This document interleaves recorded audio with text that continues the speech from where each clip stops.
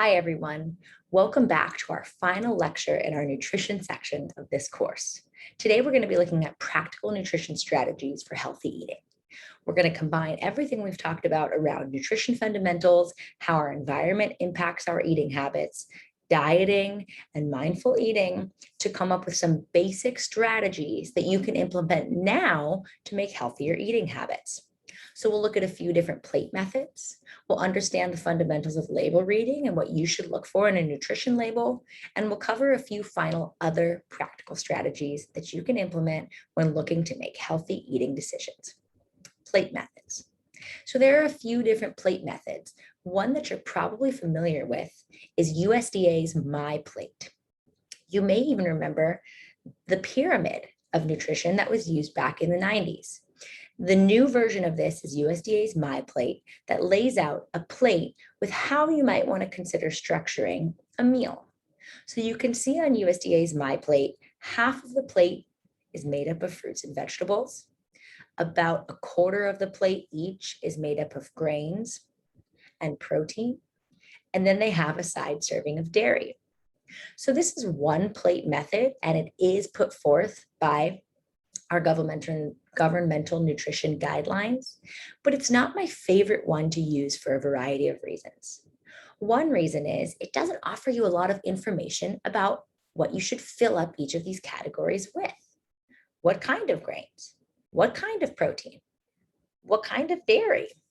So there's another method, another plate method that I prefer even more. And this is called the Harvard Healthy Eating Plate. So you can see it looks fairly similar with a few major differences. The vegetable portion is a bit bigger on this plate than the fruit portion. So if you're looking at just one half of the plate, the vegetable portion is probably 2/3 of that side, and the fruit portion is 1/3. And they give you a little bit more detail for each section as well. So they tell you the more veggies and the more variety, the better. Remember, veggies are generally going to be very far to the left on our nutrient density spectrum, meaning that they're going to offer a lot of vitamins, minerals, and fiber for not very many calories. They also mention that potatoes and French fries don't count here. Potatoes are really going to act more like a whole grain type food. They would fit in that whole grain category where we're looking for a richer carbohydrate food than a vegetable. They also have fruits, and they mention including a variety of colors.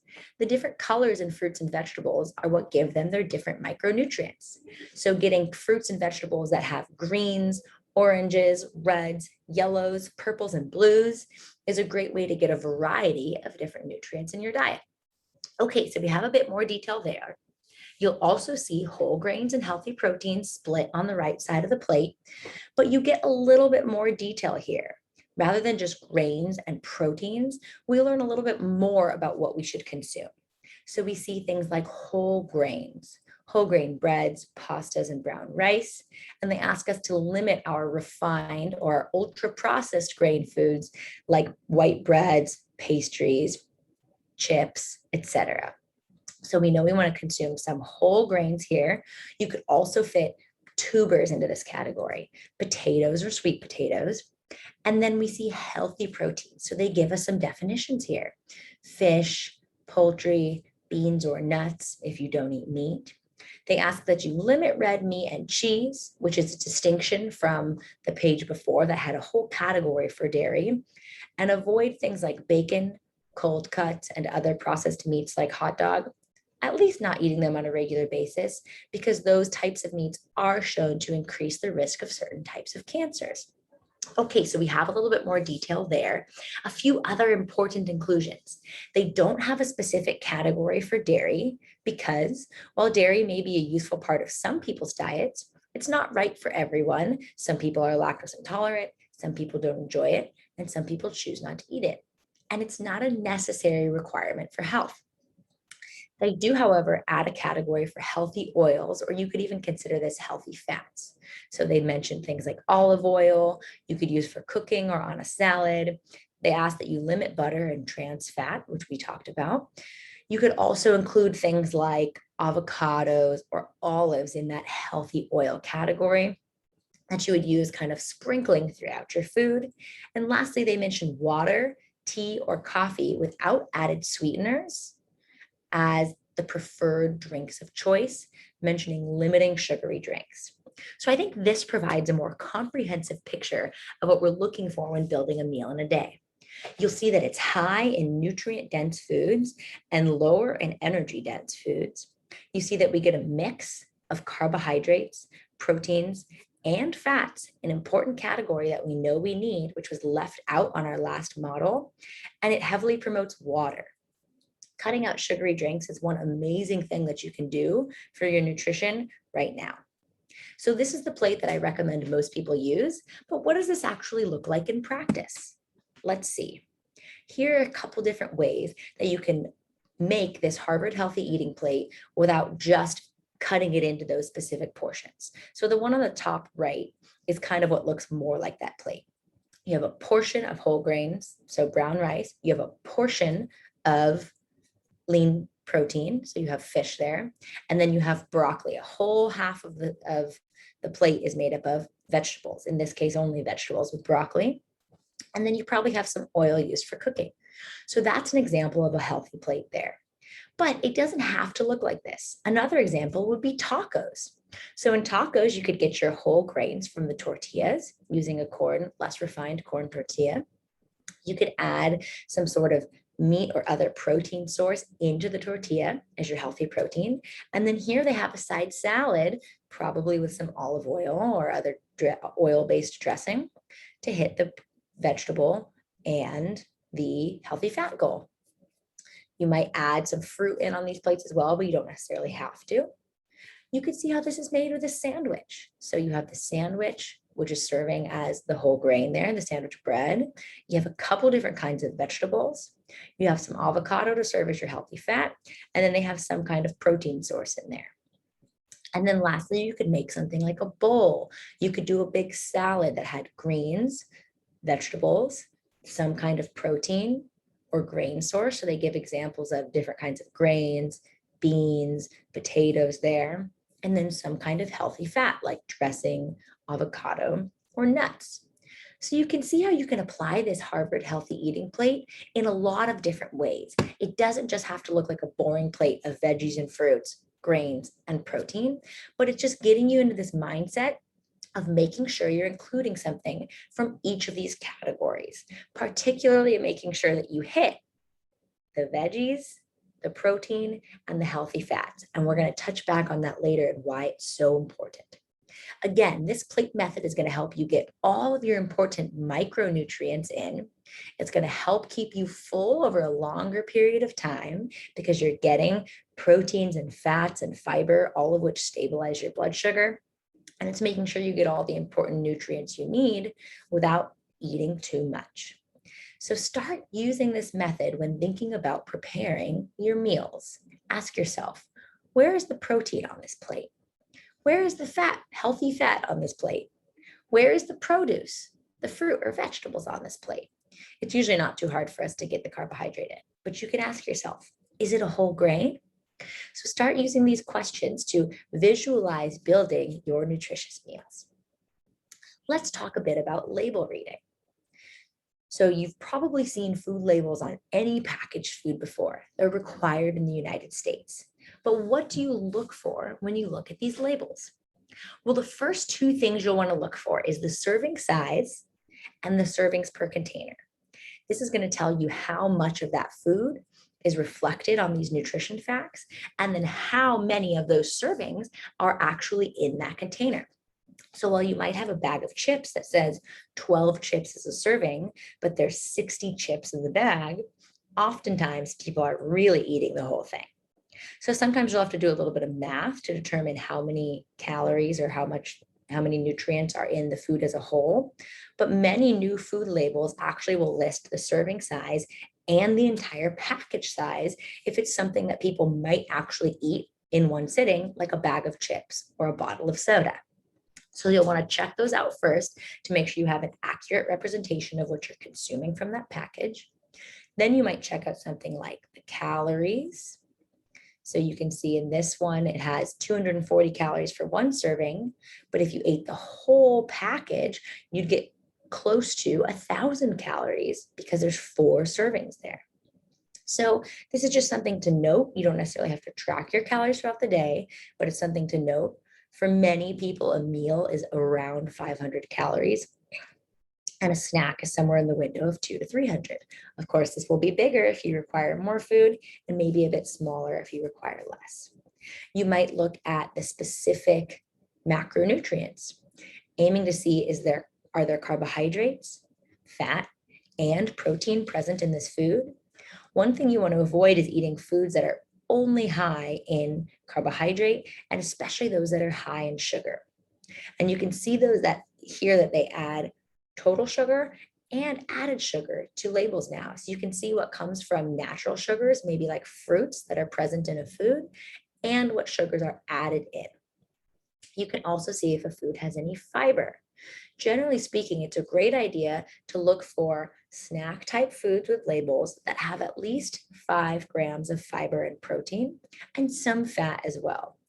These things help stabilize your blood sugar. Fiber, fat, and protein all take a little bit longer to digest than carbohydrates, which is going to help stabilize your blood sugar, your insulin response, which in turn stabilizes your hunger and energy throughout a day.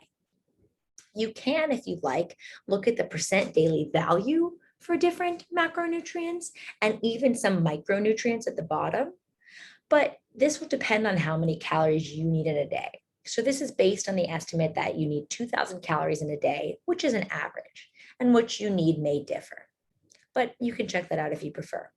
If there are any nutrients you know you're specifically low in, you can check out 4 nutrients that are commonly low in adults in the US on the bottom: vitamin D, calcium, iron, and potassium.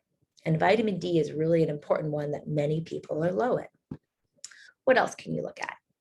Well, an important thing to consider is the ingredient list that's often listed somewhere near the nutrition facts panel. Ingredient lists are listed in order of most abundant ingredient to least abundant ingredient. So you can see in this sample food that bulgur wheat is the most abundant ingredient and potatoes are the least. Now, you can check for what's in this food. Oftentimes you won't even know what some of the words are on the label. Generally speaking, a food is less processed or more of an unprocessed food, the fewer ingredients it has, and the more ingredients you can pronounce. The longer the ingredient list and the fewer ingredients you can pronounce, the more processed or ultra processed a food is. You can also see common allergens. So you see this sample food has wheat or milk. If you know you have any food allergies, you'll want to check that out. You might also look at the front of a package and see certain front of package claims like high in fiber or part of a heart healthy diet. Generally speaking, you don't really need to make nutritional choices based on these claims, so long as you're following the other nutritional advice that we've covered in these lectures. And lastly, it's always a good idea to make sure you're consuming an abundance of foods without labels. Things like fruits, vegetables, or even things that you don't take right out of the label package, like whole grains or lean meats, right? That might have a label, but you have to cook them. They're more minimally processed foods. So the fewer ingredients, the less processed, generally the more nutritious a food. So those are some things you can check out when you're looking at your own food labels. Let's cover some final practical strategies. One of my favorite strategies for snacking is known as P2F, and this stands for protein, produce, and healthy fats. P, 2 P's, protein and produce, 1 F for fats. And this means that you ideally want to include at least 2 of these things in your snacks and meals throughout the day. So 1 source of produce, that means fruits or vegetables, and 1 source of protein or healthy fat. So you see some examples here: peanut butter and apples, hummus and veggies, fruit with some Greek yogurt. Even if you're eating something like popcorn, that's going to have a lot of fiber, adding some nuts to it to add a little bit of protein or fat. And the reason behind this, again, is getting that sustainable blood sugar and fullness response. What happens when we eat foods that are just high in carbohydrates, especially simple or processed carbohydrates, and lower in protein and fat? We just don't get full for a long period of time. We end up getting these big blood sugar spikes and dips, and we feel hungry more often. This isn't good for our health and isn't good for our weight management over time. So making sure you get some protein or fat in every meal and snack will help stabilize your hunger. And of course, the produce will help you get fiber, vitamins, and minerals. Let's also talk about your environment. You want to set yourself up for success inside your living space. This means that buying the nutritious foods that you want to eat at the store and making them easy to eat. So if you're going to buy fruits and vegetables, you can consider having a fruit bowl on the counter, washing them all right when you get home so they're ready to eat. You might even chop some up in advance or pre-cook things like protein that you want to eat throughout the week or healthy whole grains that you want to eat throughout the week.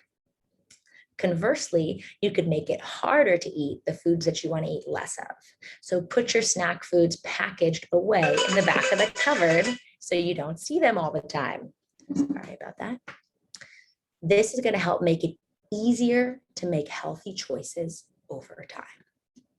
We already talked about the hunger scale, but I wanted to remind you all of this practical strategy.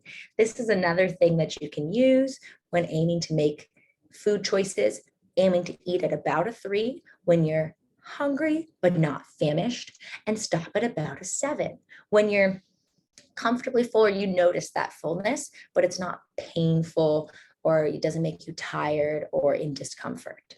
This is going to help keep your metabolism functioning well throughout the day and help you make healthier eating choices without overeating. Because we all know when we get to that place of hunger that we want to grab high calorie foods and eat a lot of them as quickly as possible. This is just our normal biological response to hunger.